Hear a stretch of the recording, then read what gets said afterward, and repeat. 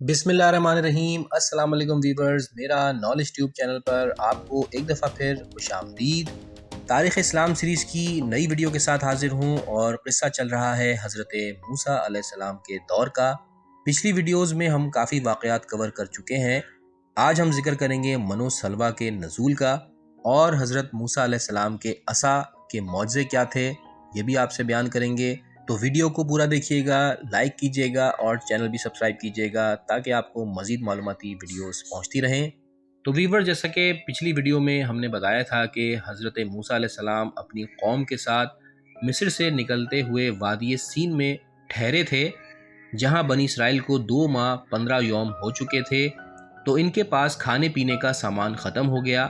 सामान का ख़त्म होना था कि बनी इसराइल ने फरियाद शुरू कर दी कि ए मूसा, काश हम वहीं मर जाते, हमें इस भूख की तकलीफ़ ना उठानी पड़ती। अब हम इस जंगल में क्या करें और किस तरह अपना पेट भरें।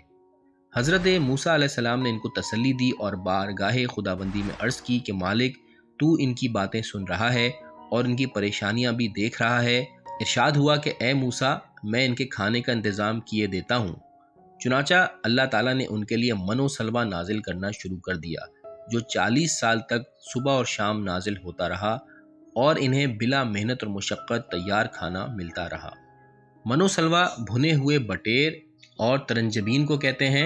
एक रिवायत में है कि शाम को भुने हुए बटेर आते थे और सुबह को ऐसी तरंजबीन दस्तयाब होती थी जिसका मज़ा ऐसे कुलचे के मानंद होता था जिसमें शहद मिली हो। एक रिवायत में है कि तरंजबीन हर शब को शबनम के मानंद आसमान से उतरती थी और धूप लगते ही मुनासिब मिक़दार की तरंजबीन बन जाती थी। एक रिवायत में है कि बटेर भुने हुए और रोगनी रोटी, जिसे हमारी ज़बान में पराठे कहते हैं, ये सुबह और शाम आया करता था।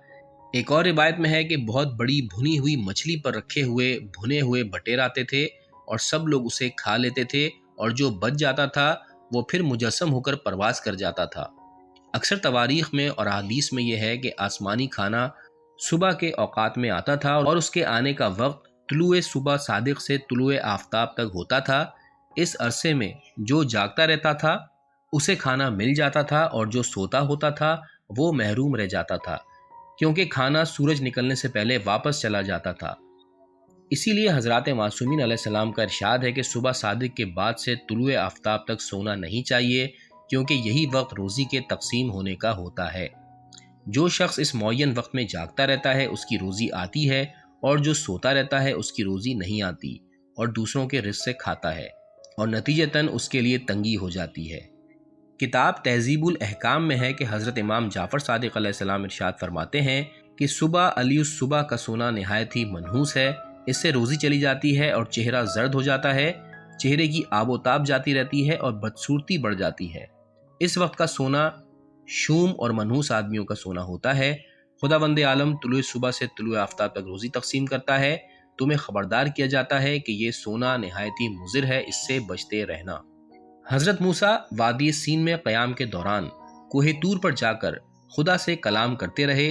फिर वहाँ से चंद माह के बाद आगे रवाना हुए और चलते चलते मकाम रफ़ीदैम में पहुँचे। मकाम सीन में हज़रत मूसा ने एक दफ़ा गुस्ल फरमाकर अपने कपड़े एक चौकोर पत्थर पर रख दिए थे।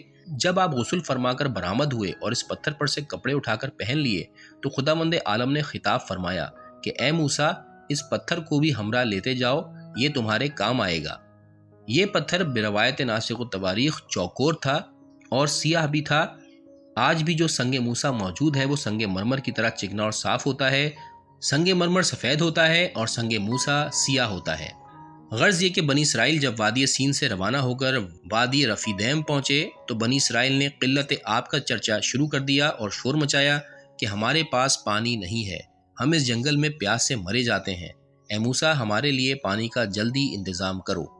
ये सुनकर हज़रत मूसा अलैहिस्सलाम ने दस्ते दुआ बुलंद किया, मेरे पालने वाले, इस जंगल में इनके लिए पानी कहाँ से फराहम करूँ। इरशाद हुआ, ए मूसा, तुम जो पत्थर उठाकर अपने हमरा लाए हो इसी पर अपना असा मारो, इससे 12 चश्मे जारी हो जाएंगे। ये सुनकर हज़रत मूसा अलैहिस्सलाम ने चंद अशराफ बनी इसराइल को तलब फरमाया और उनको लेकर इस पत्थर के करीब गए और अपना असा इस पर मारा।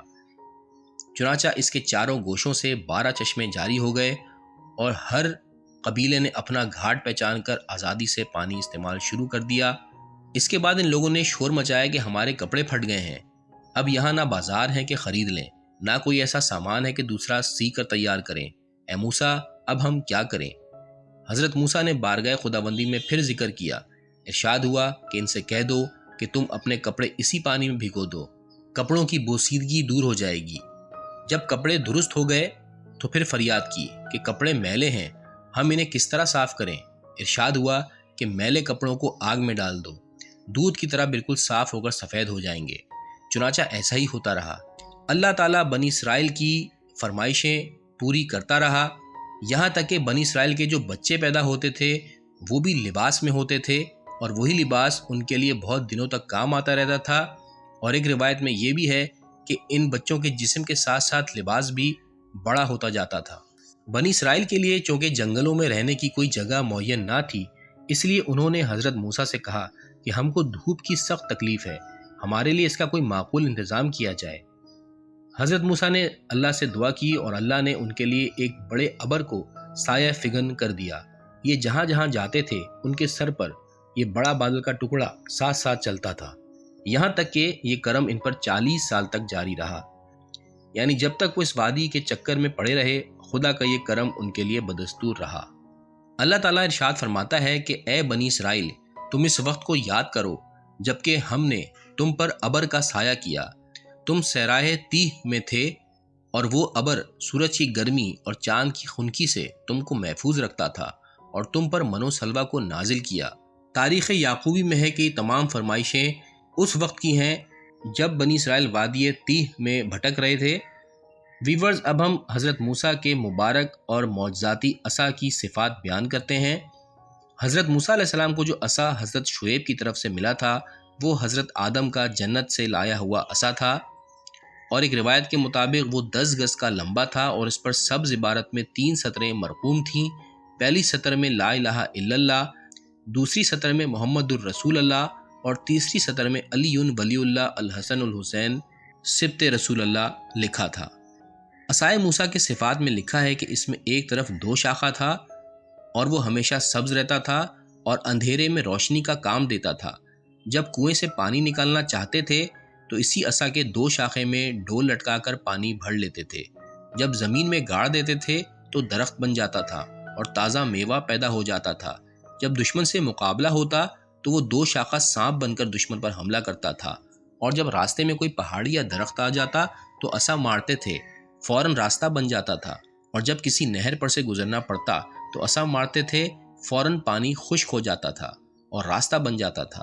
جب سفر میں تھک جاتے تھے تو اس پر سوار ہو جاتے تھے، وہ سواری کا کام دیتا تھا اور اس سے بہترین خوشبو آتی تھی، اور شہد کی جب ضرورت ہوتی تو شہد نکل آتا تھا، اور اس سے بکریاں چرانے کا کام بھی لیتے تھے، اور ہاتھ میں لے کر راستہ بھی چلتے تھے، اور جب معجزہ دکھانا ہوتا تو اژدہا بن جاتا تھا، ایسی ڈرونی شکل کا کہ اس کے دانت ظاہر ہوتے تھے اور منہ سے آگ نکلتی تھی اور بال کھڑے ہو جاتے تھے، آنکھیں چمکنے لگتی تھیں، اور اس کا ایک جبڑا نیچے اور ایک جبڑا مکان کی چھت تک پہنچتا تھا، اور منہ سے ایک سخت ہیبتناک آواز بھی نکلتی تھی، اور اس کی سانس اتنی تیز ہوتی تھی کہ جس طرح گرم ہوا چلتی ہے اور جس پر وہ سانس ڈال دیتا تھا وہ جل جاتا تھا۔ نہ صرف یہ بلکہ اونٹ کے برابر پتھروں کو نگل جاتا تھا، درختوں کو جڑ سے اکھاڑ دیتا تھا۔ جب تنہائی میں راستہ چلتے تھے تو باتیں کیا کرتا تھا، ایسا بھی ہوتا تھا کہ وہ جانور کی طرح ہمراہ چلتا تھا اور اسے ہاتھ لگانے کی ضرورت نہ پڑتی تھی۔ اس کے اسفل میں تیز لوہے کی سام لگی ہوئی تھی، جب چاہتے تھے اس کی ایک شاخ سے دودھ اور دوسری شاخ سے شہد نکلتا تھا۔ اگر کھانے کی ضرورت محسوس کرتے تھے تو زمین پر مار دیتے تھے اور دن بھر کا کھانا نکل آتا تھا۔ جس قسم کے عطر کی ضرورت ہوتی تھی اس کی شاخ سے نکلتا تھا۔ جب کوئی چور آ جاتا تھا تو عصائے حضرت موسیٰ آپ کو خبر کر دیتا تھا۔ حضرت موسیٰ کے عصا کے نام کے بارے میں اختلاف ہے۔ ایک روایت میں ہے کہ عصائے موسیٰ کا نام ماشاءاللہ تھا، ایک روایت میں غیاث تھا، ایک روایت میں علیق مرقوم ہے۔ اصول کافی میں حضرت امام محمد باقر علیہ السلام سے مروی ہے کہ عصائے موسیٰ اب ہمارے ہاتھ میں ہے اور اسی طرح سبز ہے جس طرح شاخ سے توڑنے کے وقت سبز تھا، اور یہ ہمارے ہی ہاتھوں میں رہے گا یہاں تک کہ ہمارا قائم ظہور کر کے ان صفات کو ظاہر کرے جو صفات حضرت موسیٰ ظاہر کرتے تھے، یعنی اس سے وہی کام لیں گے جو حضرت موسیٰ لیا کرتے تھے۔ دوستو، یہاں پر آج کی ویڈیو کا اختتام کرتے ہیں۔ اس سے آگے کے حالات و واقعات اگلی ویڈیوز میں آپ کے سامنے پیش کریں گے۔ ویڈیو دیکھنے کا شکریہ۔ اللہ حافظ۔